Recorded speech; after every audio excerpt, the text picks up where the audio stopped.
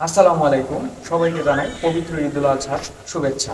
ত্যাগের মহিমায় উজ্জীবিত হোক সমগ্র বিশ্ব, সারা বাংলাদেশ।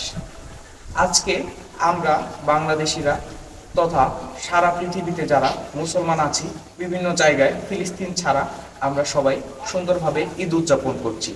কিন্তু ফিলিস্তিনিরা কোনোভাবেই ঈদ উদযাপন করতে পারছে না। তারা এমনকি ঈদের নামাজও পড়তে পারেনি, এমনকি তারা মিষ্টি সেমাই কোনো কিছুই খেতে পারেনি।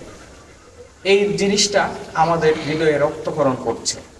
আমাদের সবার উচিত নিজ নিজ জায়গা থেকে প্রতিবাদ জানানো এবং ইসরায়েলকে যেসব পণ্য, যেসব কোম্পানি সরাসরি সহযোগিতা করছে ইসরায়েলের সেনাবাহিনীকে, তাদেরকে বয়কট করা।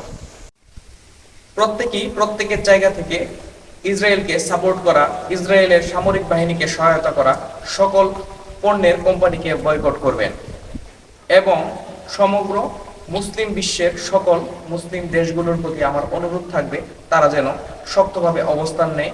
তারা এমনভাবে যেন অবস্থান নেয় যাতে ফিলিস্তিন স্বাধীন হতে খুব বেশি সময় না লাগে। আমরা ব্যথিত হৃদয়ে, আমরা দুঃখ ভারাক্রান্ত হৃদয়ে তীব্র নিন্দা ও প্রতিবাদ জানাই। এরপরেও সবাইকে বলতে হচ্ছে ঈদুল আজহার শুভেচ্ছা। সবাই মন থেকে দোয়া করবেন ফিলিস্তিন যেন খুব দ্রুত স্বাধীন হয়। আমরা স্বাধীন ফিলিস্তিনের ভূখণ্ড দেখতে চাই।